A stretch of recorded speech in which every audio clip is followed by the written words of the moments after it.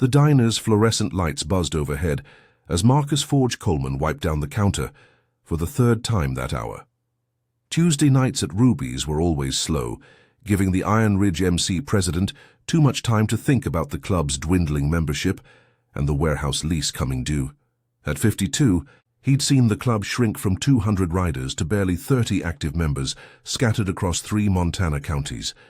His phone vibrated against the laminate counter. Unknown number. He almost let it go to voicemail. "This is Marcus." Heavy breathing. Then a woman's voice, barely audible. "Mr. Coleman, you don't know me. My name is Sarah Mitchell. Your number was in my late husband's phone, under if emergency." Marcus straightened, his hand instinctively moving to silence the jukebox. Tom Mitchell had been Iron Ridge through and through before cancer took him 8 months ago. Good man. Better father. "Mrs. Mitchell, Tom spoke of you often. What's wrong?" "I'm sorry to bother you. I didn't know who else to call. The police said they can't do anything until he actually does something, and restraining orders take time and—" Her voice cracked. "My ex-husband, Derek. He's been escalating. Tonight he called, said he's driving up from Billings, said he's taking our daughter Emma whether I like it or not. He'll be here by midnight."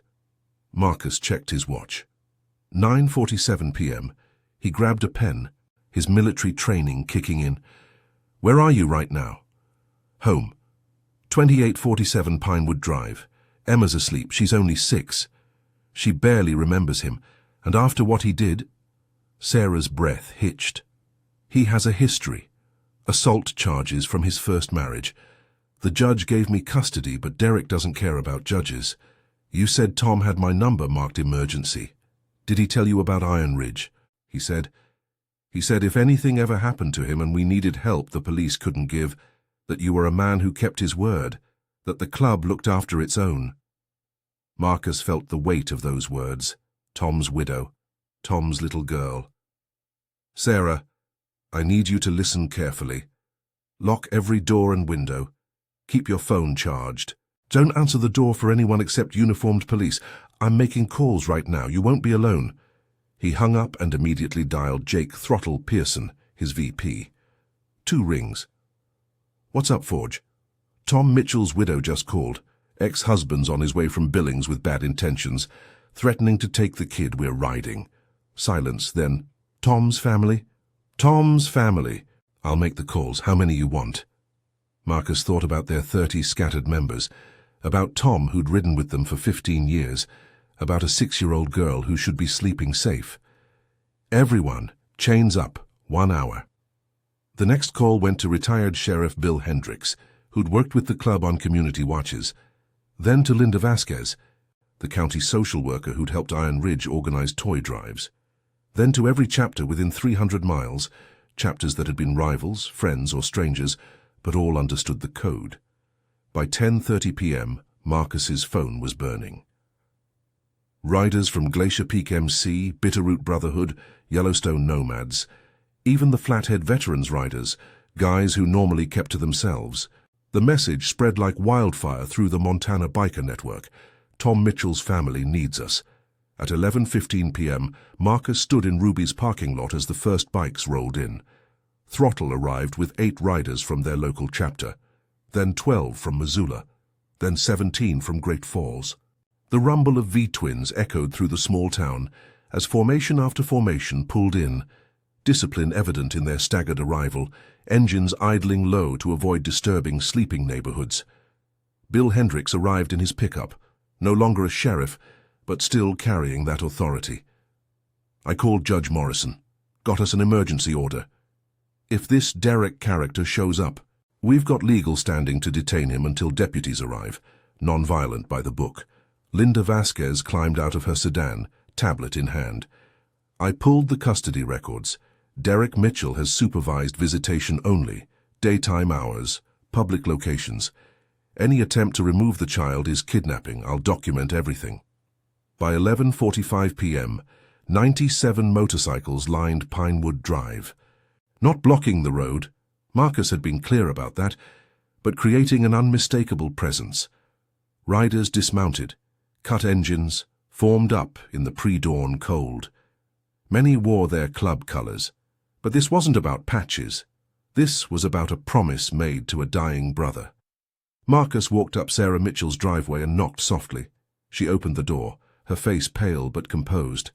Behind her, he could see a small girl clutching a stuffed rabbit. "Mrs. Mitchell, I'm Marcus Coleman. That's 96 of my brothers and sisters out there. Some rode 3 hours to be here. We're not here to fight. We're here so you don't have to be afraid." Sarah's eyes filled with tears as she looked past him at the sea of leather and chrome. "Tom told me stories I never imagined. Tom was family. That makes you family. Now I need you to stay inside. We'll handle this legally and quietly." At 12:23 a.m., a black pickup truck turned onto Pinewood Drive and immediately slowed. Derek Mitchell was 41, thick-shouldered from gym work, with the swagger of someone who'd never faced real consequences. He'd been planning this for weeks: drive up late, kick in the door before Sarah could react, grab Emma, be back across the state line by morning. Instead, his headlights illuminated what looked like a military formation. Rows of motorcycles, dozens of riders standing silent and still. Marcus Coleman stepped forward into the headlights, holding up one hand. Derek stopped the truck 30 yards out, engine idling. Marcus walked forward alone, keeping his hands visible. Behind him, Bill Hendricks held up his phone, recording. Linda Vasquez stood ready with her documentation. "Derek Mitchell," Marcus's voice carried in the cold air. Derek rolled down his window. "Who the hell are you?" "Friend of Tom Mitchell. I believe you knew him. Sarah's late husband. Good man. You're here for his daughter." "That's my daughter. I got rights." Marcus pulled out his phone, showed the screen. "Judge Morrison's emergency order. You have supervised visitation only, daytime, public locations. It's 12:30 a.m. You're violating custody terms. Deputies are on their way. You've got 2 choices. Turn around now, or we detain you legally until they arrive." Derek looked past Marcus at the wall of bikers. 97 witnesses. Cameras recording. No ambiguity. "You threatening me?" "No, sir, just informing you of the legal situation. You attempt to approach that house, we have authority to physically detain you using reasonable force. All documented, all legal, all recorded." Derek's jaw clenched. This wasn't how it was supposed to go. He'd counted on darkness, surprise, Sarah's fear. "This is bullshit. This is family looking after family." Marcus's voice didn't rise. "Tom asked us to watch over them. We gave our word. Now you can turn that truck around and go home, or you can explain to deputies why you violated custody orders and threatened a 6-year-old. Your call." For 30 seconds, nothing moved. Then Derek's truck reversed hard, turned, and roared back toward the highway. Marcus waited until the taillights disappeared before turning to the assembled riders. "First watch stays until 6 a.m. Second watch relieves at dawn. Nobody approaches the house. Keep it quiet. Respect the neighbors." He walked back to Sarah's door. She stood there with Emma now, the little girl's eyes wide. "Is the bad man gone?" Emma whispered. Marcus knelt down. "Yes, sweetheart. And he's not coming back. Your daddy asked us to watch over you. We keep our promises." Sarah's voice was thick. "How can I ever thank you?" "You just did. By trusting us. By letting us honor Tom." As Marcus walked back to his bike, Throttle fell in beside him. 97 riders, Forge, for one little girl. "That's what it means," Marcus said quietly. "That's what it's always meant." Chapter 2. The Vigil. The November dawn broke cold and grey over Pinewood Drive. Marcus had stayed through the night, coordinating watch rotations from Ruby's parking lot 3 blocks away. Most riders had dispersed by 6 a.m., but 12 remained, a visible presence without being intrusive. Sarah emerged at 7:30 a.m. as Emma's school bus approached. She waved tentatively at the 2 riders positioned at the corner, their bikes parked respectfully on the street. They nodded back, then departed once Emma was safely aboard. Marcus's phone rang. Bill Hendricks. Derek filed a complaint with Billings PD. Claims he was intimidated by a biker gang. "I gave them the recording. Judge Morrison's backing our play, but we need documentation. Linda's preparing a formal report for child services. What's our exposure? None if we keep doing exactly what we did. Legal, non-violent, documented. But Derek's got a lawyer now. This isn't over." Marcus hung up and called Throttle. "Chapter meeting tonight. Rubies, we need to formalize this." By 8 p.m., 23 Iron Ridge members filled the diner's back room. Marcus stood at the head of the table, the weight of leadership evident in his posture. Last night was righteous. Tom's family needed us. We showed up, but we opened a door. Derek Mitchell's coming back with lawyers, maybe media. We need to decide, are we in this long term, or was last night a one-time thing? Jimmy Wrench Santos, the club's oldest member at 67, spoke first. Tom rode with us 15 years, helped half of us through rough patches. His family's our family. Period. Agreed, said Throttle, but Forge is right. This could get complicated. Custody battles drag on. We could be looking at months of escorts, court appearances, maybe protests from Derek's people. Marcus pulled out a folder. Linda Vasquez offered to work with us pro bono. She's impressed by how we handled last night. Says if we're willing to formalize as a child safety escort service, she can help us navigate legal requirements. Judge Morrison's indicated he'd support it. Rachel Rev Morrison, one of their 3 women members and an Army veteran, leaned forward. What exactly are we talking about? Official escorts. That's a big commitment. School runs, court dates, grocery stores, anywhere Sarah feels unsafe, documented, scheduled, legal. We'd be filling a gap that law enforcement can't. They don't have resources for 24/7 protection in custody disputes unless there's an active threat. What about our day jobs, someone asked. Rotations. Nobody carries the full load. Linda says if we can commit to 3-month minimum, she'll help coordinate with other agencies. This could become a model. Bikers working with social services for family protection. The room fell quiet. This was bigger than one night stand. This was redefining what the club meant. Wrench spoke again. Tom believed in this club when we were nothing, gave us his time, his skills, his loyalty. Now his daughter needs us. I say we do it right, formal, legal, long-term. Show these kids what protection really looks like. Hands went up around the table. Not unanimous. 3 members abstained, citing work conflicts, but 20 votes in favor. Then it's decided, Marcus said. We're in. I'll coordinate with Linda tomorrow. The next morning, Sarah's phone rang. Marcus's voice was calm, professional. Mrs. Mitchell, we've formalized our commitment. Iron Ridge will provide escorts for you and Emma as long as you need them. School runs, errands, court dates.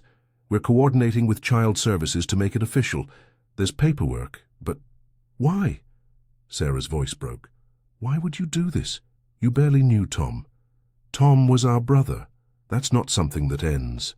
And Emma deserves to grow up safe. We can give her that. Over the next week, the arrangement took shape. Linda Vasquez filed the official documentation. Judge Morrison issued a protective order explicitly authorizing Iron Ridge escorts during designated times. Local media got wind of the story. Bikers protect widow and child, which brought both support and scrutiny. Derek's lawyer filed motions claiming harassment. The judge dismissed them after reviewing the recordings, but the legal pressure mounted. Derek hired a PR firm, framing himself as a father denied rights by vigilante bikers. Sarah's anxiety spiked. I'm making this worse for you. Maybe I should just... No. Marcus's voice was firm. That's exactly what he wants. Pressure until you cave. We knew this would happen. Stay the course. The breakthrough came from an unexpected source. A journalist named Patricia Chen, who'd covered custody cases for 15 years, requested an interview. Marcus was skeptical, but agreed. They met at Ruby's. Patricia was early 50s, sharp-eyed, carrying a recorder. Mr. Coleman, I've read the court documents. Talked to Linda Vasquez. Watch the incident recording. You're aware most people think biker clubs are criminal organizations. Most people are wrong. So educate me. Why is Iron Ridge doing this? Marcus thought about Tom, about promises kept, about Emma's face when she asked if the bad man was gone. Tom Mitchell rode with us. When he was dying, he asked me to watch over his family if they ever needed it. We gave our word. That's the foundation. Loyalty to our brothers, living or dead. But it's bigger than that now. These custody cases, domestic situations, law enforcement's stretched thin. Social services are overwhelmed. There's a gap between restraining order filed and deputies arrive. We can fill that gap, not with violence, with presence, with documentation, with community. Patricia wrote notes. You realize Derek Mitchell's team is painting you as thugs intimidating a father? I realize. That's why we keep everything legal, recorded, transparent. Derek violated custody terms at midnight, approaching a house where he had no legal right to be. We detained him peacefully until deputies could respond. If that's thuggery, then security guards are thugs too. Fair point. Patricia paused. Linda Vasquez told me something interesting. She said in 30 years of social work, she's never seen a support network mobilize so fast. 97 people, middle of the night, for a woman most had never met. Why? Because Tom asked us to. Because Emma's 6 years old. Because that's what family does. The article ran 3 days later. Patricia Chen's reputation carried weight, and her piece framed the situation clearly. A legitimate community organization providing legal escort services during a contentious custody dispute. She quoted Judge Morrison, Linda Vasquez, and even Bill Hendricks. The narrative shifted, but Derek wasn't done. 2 weeks later, he showed up at Emma's school during recess. Not technically violating the custody order, he stayed on public property, but watching his daughter through the fence. Emma saw him and froze. The school called Sarah, who called Marcus. 10 minutes later, 2 Iron Ridge members arrived, not threatening, just standing near the fence where Derek could see them. Rachel, Rev Morrison and Wrench, both in plain clothes per school policy. Derek left after 5 minutes. That night, Sarah sat with Emma, trying to explain. "Why does Daddy scare me?" Emma asked, clutching her stuffed rabbit. "Because he makes choices that hurt people. But you're safe now. Mr. Marcus and his friends won't let anything bad happen." "Are they superheroes?" Sarah smiled sadly. "No, honey, they're just good people keeping a promise." Chapter 3. The hearing 3 months into the arrangement, Derek's lawyer petitioned for a custody modification hearing. The date was set for February 14th, Valentine's Day, which struck Sarah as cruelly ironic. Marcus met with Linda Vasquez and a pro bono attorney named David Kwan, who'd offered services after reading Patricia Chen's article. "Derek's strategy is clear," David explained. "He'll argue that the biker presence proves Sarah's unstable, needs protection, therefore isn't fit for sole custody. He'll push for 50-50 split custody, which given his history means Emma spends half her time with someone who has assault charges." "What's our counter?" Marcus asked. "We demonstrate that Iron Ridge is a legitimate community organization providing lawful security services during a documented threat period. I've got Linda's reports, Judge Morrison's previous orders, the incident recordings. But we need to present this right. No leather in the courtroom. Professional appearance. We're witnesses, not intimidation." Sarah attended every prep meeting. Her anxiety was visible. Dark circles, trembling hands, but she stayed focused. "I keep thinking," she said one evening, "what if I'd never called you? What if Derek had just shown up that night?" Marcus had thought about it too, "But you did call, and we answered. That's what matters." The hearing approached like a storm.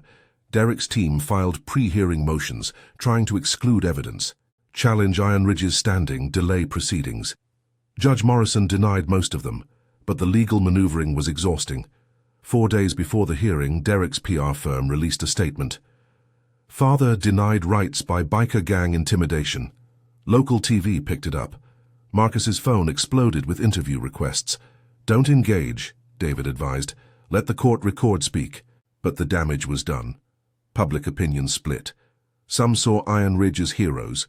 Others saw thugs interfering in family law.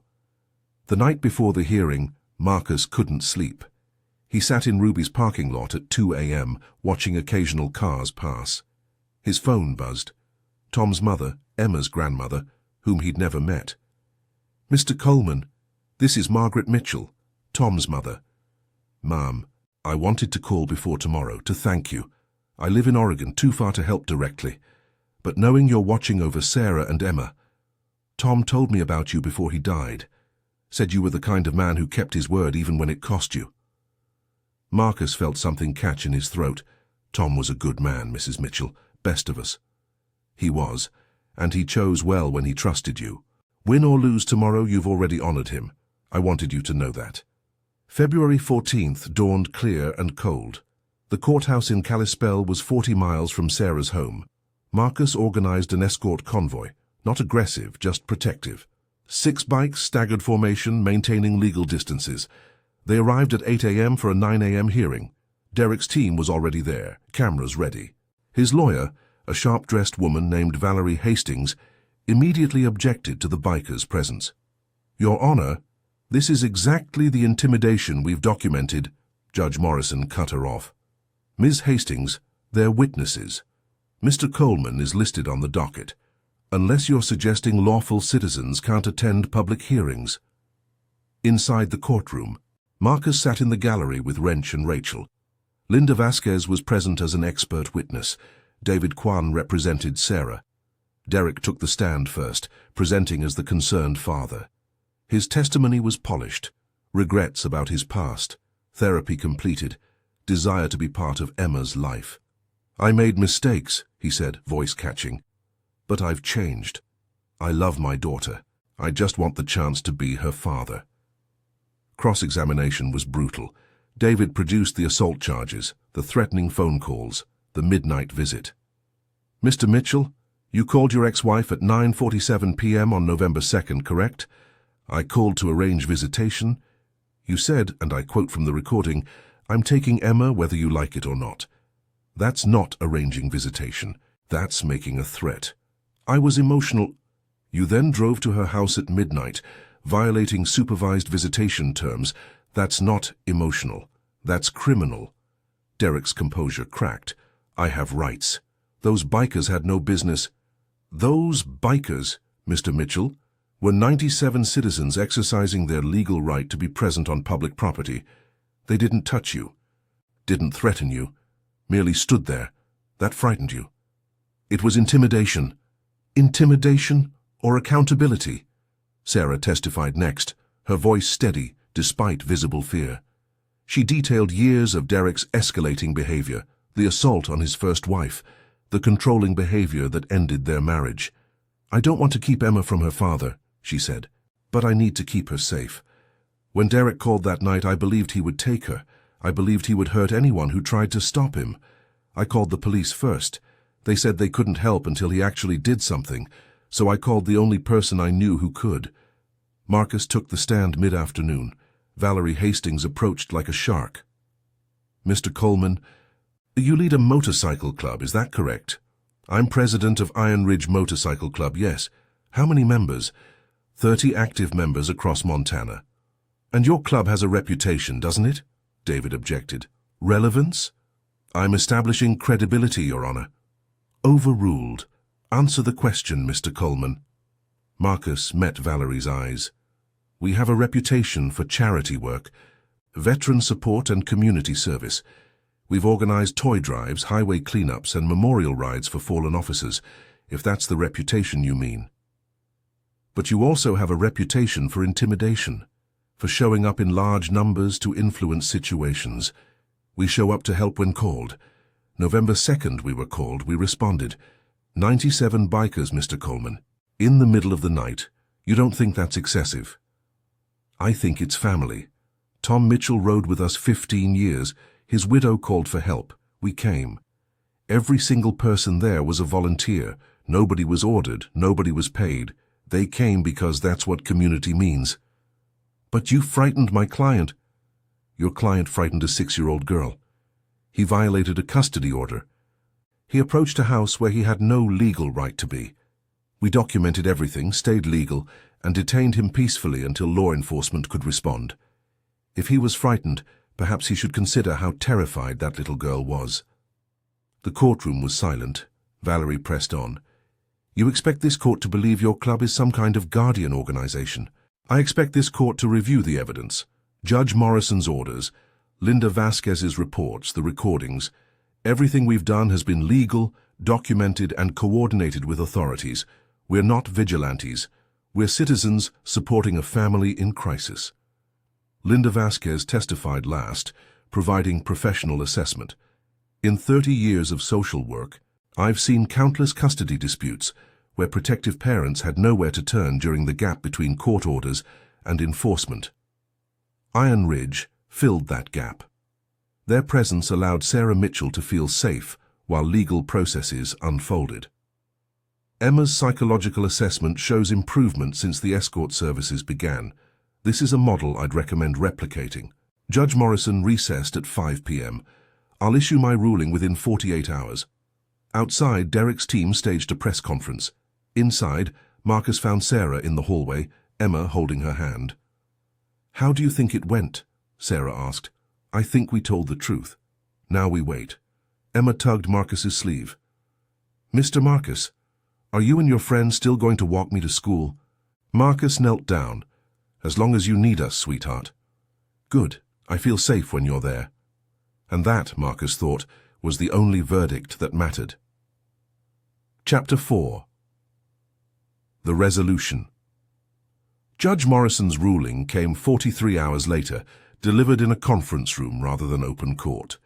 Sarah, David, Marcus, Derek, and Valerie Hastings assembled at 10 a.m. on February 16th. The judge was 71, silver-haired, with the weathered authority of someone who'd seen every manipulation family law could produce.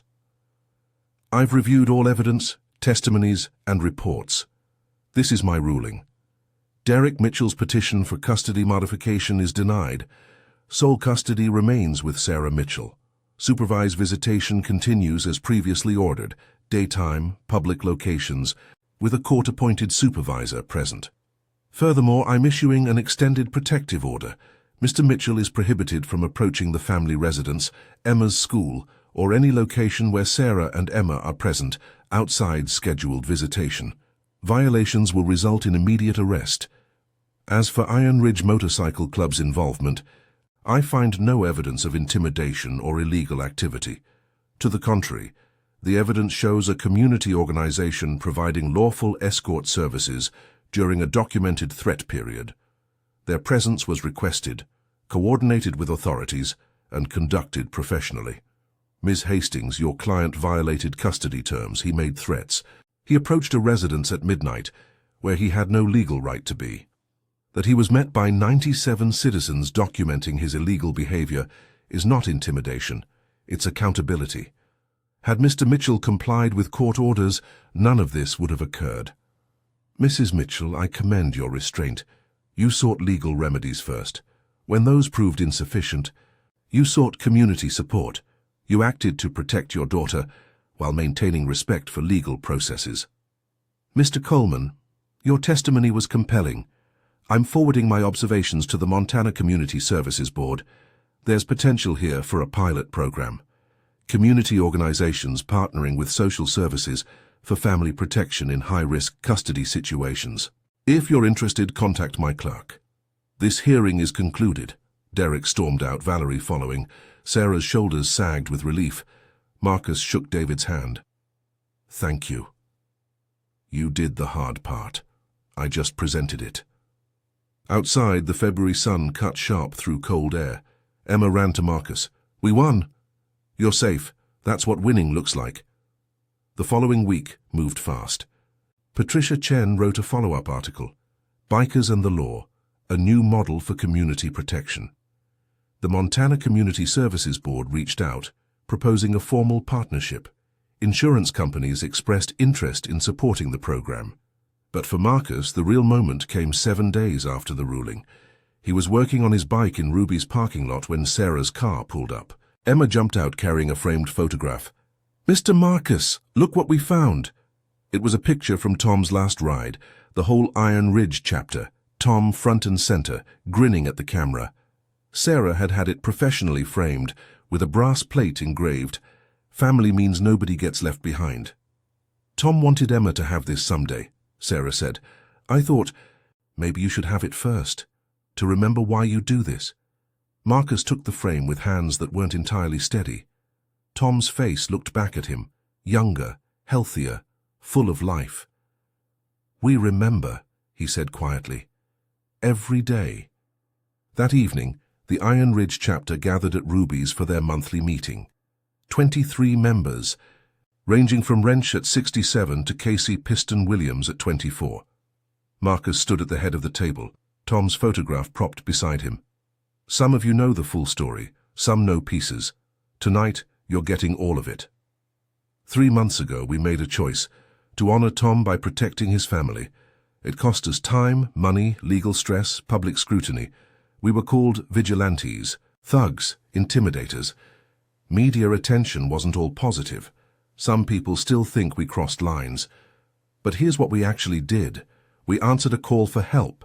We stayed legal. We documented everything. We worked with authorities. We protected a 6-year-old girl and her mother during the gap between file a police report and deputies arrive. Judge Morrison's ruling validates that. But more than that, we've been asked to formalize this, to become an official community protection resource, working with child services and family courts across Montana. This is bigger than one family now. It's a model. Other clubs are watching. Other communities are asking if we can help them set up similar programs. So I'm asking you, are we in? Not just for Sarah and Emma, but for the next family and the one after that? The vote was unanimous. Over the next months, the program took shape. Iron Ridge partnered with 3 other Montana clubs, establishing protocols, training, insurance coverage. Linda Vasquez conducted workshops on legal boundaries, de-escalation, documentation. By June, they'd assisted 4 more families in high-risk custody situations. Every case followed the same model: legal coordination, documented presence, professional conduct. Not once did they cross into vigilante territory. Derek Mitchell attempted one more custody petition in August, claiming new evidence. Judge Morrison dismissed it without hearing. Mr. Mitchell has shown no changed circumstances beyond continued frustration with the court's previous ruling. Motion denied. For Sarah and Emma, life normalized. Emma's anxiety decreased. She made friends, excelled in school, started talking about her father, Tom, without the grief overwhelming her. Sarah began dating again, carefully, slowly, with Iron Ridge's informal vetting of the man in question. 1 year after that midnight call, Marcus stood in Tom Mitchell's driveway on a bright November morning. The chapter had organized a memorial ride, not mournful but celebratory. Tom would have wanted that. Emma, now 7½, stood in her yard, wearing a tiny leather vest that Sarah had commissioned, no club patches, just her name and Iron Ridge family embroidered on the back. "Mr. Marcus?" Emma held a small envelope. "Mom helped me write something, for Daddy." She read aloud, voice clear. "Dear Daddy, I miss you every day, but I'm not scared anymore. Your friends keep their promise, they watch over us. Mom says that's what family means, people who stay even when it's hard. Thank you for giving me a family. Love, Emma." Marcus felt every one of his 53 years, every mile ridden, every promise kept and broken and kept again. "Your dad would be proud of you, Emma. Are you proud of me? Every single day." The memorial ride rolled out at noon, 37 bikes now, Iron Ridge having gained 7 new members since the protection program launched. They rode the route Tom had loved, through Montana's high country, past crystalline lakes and granite peaks. At the overlook where Tom's ashes had been scattered, they stopped. No speeches, just engines idling. Then silence. Marcus thought about the call that had changed everything, about 97 people showing up in the dark, about a little girl who slept safe because a dying man had trusted his brothers to keep their word. That evening, back at Ruby's, Marcus's phone rang. Unknown number. "This is Marcus," a woman's voice, frightened. "Mr. Coleman, my name is Jennifer Hargrove. I got your number from Linda Vasquez. It's about my son, my ex-husband. I don't know what to do. The police say they can't help until—" Marcus grabbed a pen. "Tell me everything, Jennifer. You're not alone anymore." Behind him, Throttle was already pulling up the contact list. Wrench was checking his calendar. Rachel was texting the chapter group. The work continued. The promise kept renewing. Family meant nobody got left behind. And they'd never break that promise again.